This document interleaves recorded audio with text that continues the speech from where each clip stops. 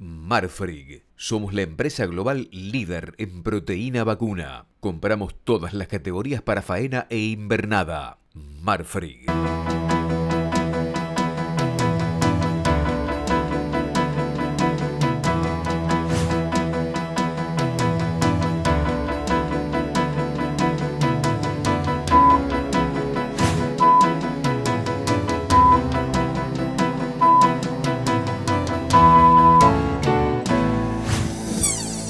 Amigos del canal Rural, buenos días.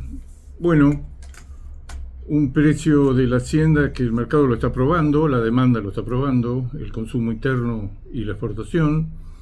Ha arrancado el año con algo que colabora para que los precios se firmen, que es que la oferta es menor, claramente es menor. Hay mucha menos vaca que el año pasado. Evidentemente la faena de vaca extraordinaria que nos acompañó en el 23 y en el 24 ya se cayó, está acorde a las posibilidades del stock ganadero, del stock de vientres.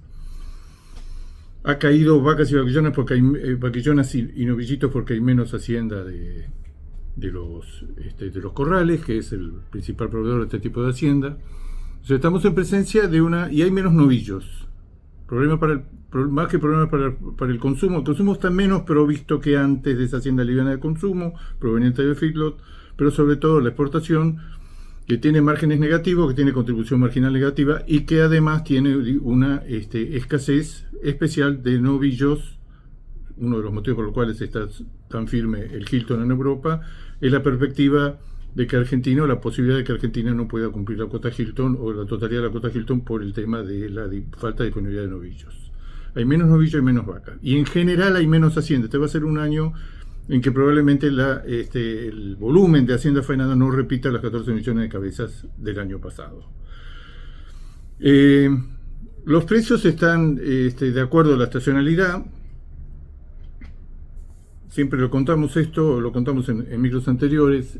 El volumen, el precio de la hacienda promedio de 20 años de febrero es, en términos reales, promedio de 20 años, 8,5% superior al de enero.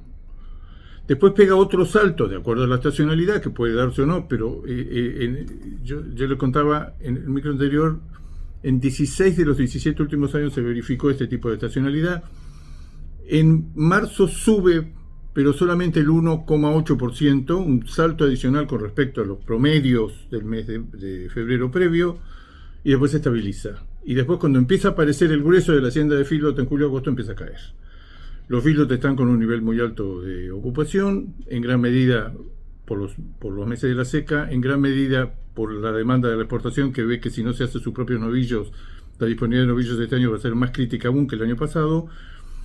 Y además porque esta es una tendencia mundial. Lo veo en Uruguay, lo veo en Australia, lo veo en Brasil, lo veo en todos lados. El feedlot tiende, ni siquiera está en los países donde todavía tiene un recorrido muy grande, como es el caso de Brasil o Argentina, por ejemplo, hay cada vez mayor cantidad de animales encerrados. En la Argentina, ese techo de 2.100.000 cabezas, que es el récord histórico que se dio en el 2024, se dio el año pasado, que después bajaba 500 a 600.000 cabezas en los últimos 20 años. Eso era lo que hacía regularmente, caer mucho para tocar un piso en febrero-marzo. Ese piso es mucho más alto. Hoy pierde 300 a 400.000 cabezas, ya se empezó a llenar, pero por 2 meses por lo menos vamos a tener firmeza en la hacienda liviana de consumo, porque el feedlot no está en condiciones, los animales están en engorde. ¿Qué se observa del lado? Estamos hablando de faenas muy altas, como fueron las del año pasado, no acordes con la productividad del stock.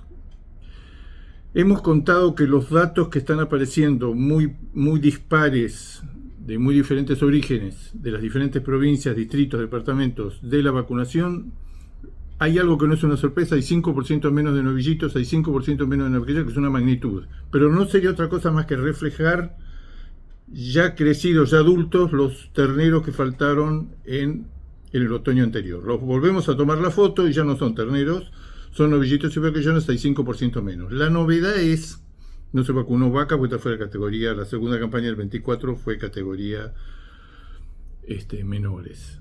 No se vacunó vacas y toros. Vacas tenemos, es altamente probable en función de la faena de vacas, y en función del stock de vacas, como que inició el ejercicio, que tengamos menos vacas cuando se cuente, cuando se conozca el dato. Pero la sorpresa no es que hay menos novillitos y vaquillonas, porque eso es otra cosa más que volver a medir la caída del destete de 2024, en el segundo semestre ya como novillitos y vaquillonas, sino la novedad que se está dando en todos lados y que a mí me sorprende completamente es que el número de terneros encontrados al pie de la madre, que es un dato que hay que tomar, el dato de la vacunación de primavera siempre hay que tomarlo con cuidado porque hay muchos terneros que se escapan porque son chiquitos, porque no llegan a vacunar y se vacunan recién en el otoño en la campaña que va a empezar ahora en pocas semanas.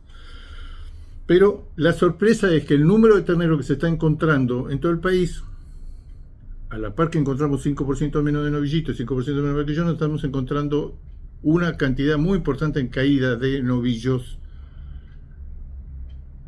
y una cantidad muy inferior a la esperada en la cantidad de terneros al pie de la madre. Entre igual al año anterior, que sería completamente ilógico porque a la salida de la seca se supone que al año siguiente de la seca, es cierto que se hizo el servicio con menos vacas, pero con un índice de preñez que tiene que haber mejorado enormemente con respecto al año de la seca. Lo concreto es que uno está viendo que ya seguro tiene menos novillitos y vaquillonas, tiene menos vacas, y la categoría que iba a cambiar esto, que era la irrupción de una nueva camada de terneros más numerosa, no se está dando. Vamos a ver los datos definitivos, se van a dar a conocer en pocas semanas.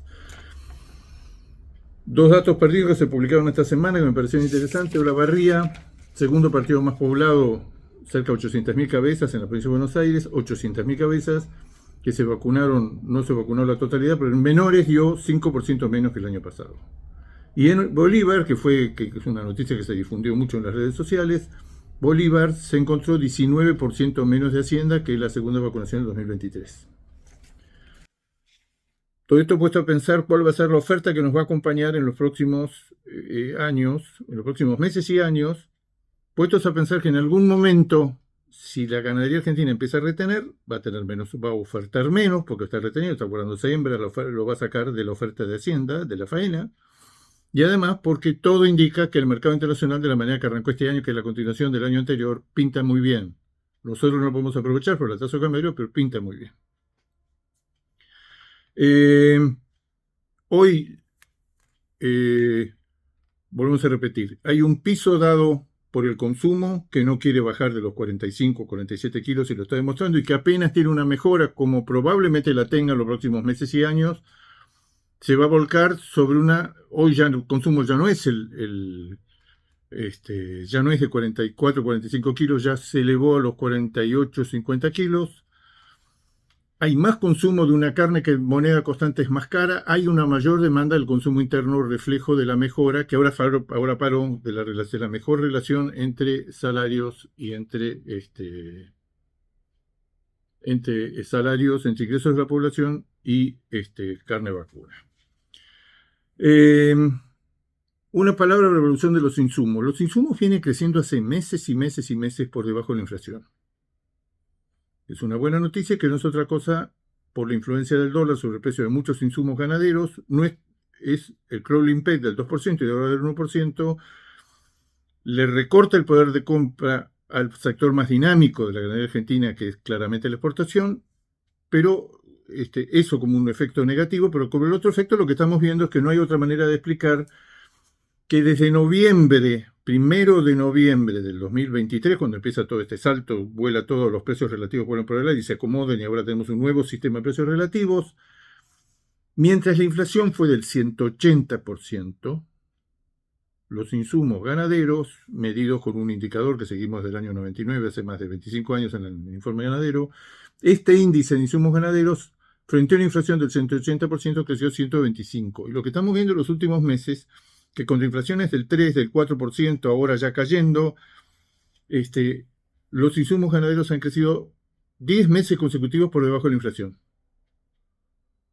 O sea, en términos reales, el conjunto de costos, esto se comprueba con los datos que publicó Agricultura de rentabilidad de las explotaciones de cría del ciclo completo, donde los costos de producir en ganadería están creciendo en el último año por debajo de la inflación.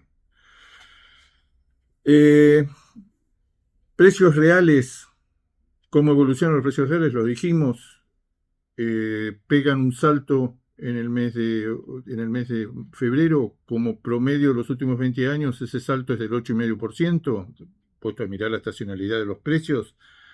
En marzo pegan un pequeño salto y después ya se estancan, se estabilizan en abril, mayo y junio y después empiezan a caer. El segundo semestre empiezan a caer para empezar todo el ciclo de vuelta de precios. ¿Qué podemos esperar? ¿Qué podemos esperar de la exportación? La exportación no tenemos, hasta el mes de diciembre tenemos datos, se venía cayendo sistemáticamente el volumen durante 4 meses consecutivos. El mercado internacional pinta muy bien, pero los números no cierran, se pierde mucho dinero, no hay novillos, no hay vaquillonas, hay capacidad ociosa, hay una serie de desgracias, incluyendo el incendio. Un abrazo a la gente de Gorina.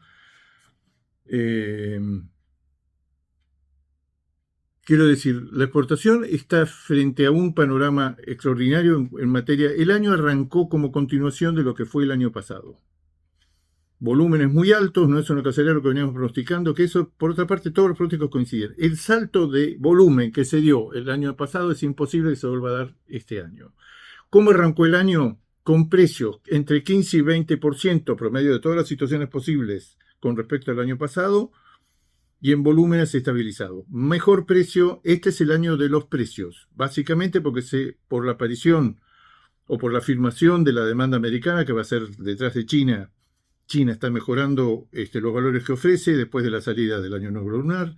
Hay valores mejores, se había retrocedido mucho, pero están valores mejores. China, evidentemente, sus proveedores a estos precios le van a proveer menos carne, le van a mandar menos carne, ya está pasando. Argentina, Brasil, Uruguay, Australia.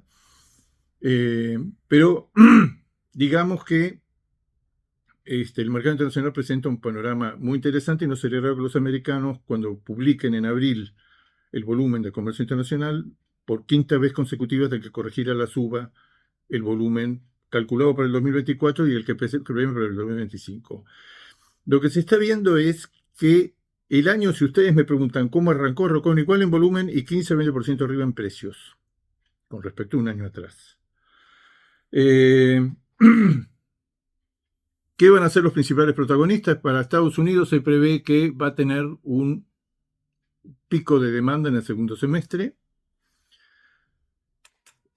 que la producción de carne, especialmente de ganado gordo a corral, va a caer recién en el segundo semestre. Ya empezó a caer, ya empezó lentamente, no se dio vuelta totalmente, pero empezó a darse vuelta el ciclo ganadero, la liquidación de vacas, que fue el año 24 que va a terminar, la faena de vacas cayó 18%. Eso explica por qué está tan firme la demanda de Estados Unidos por carne magra para su industria de procesamiento y de hamburguesas. Una palabra final para algo que ahora lo confirma un documento de FAO-SD,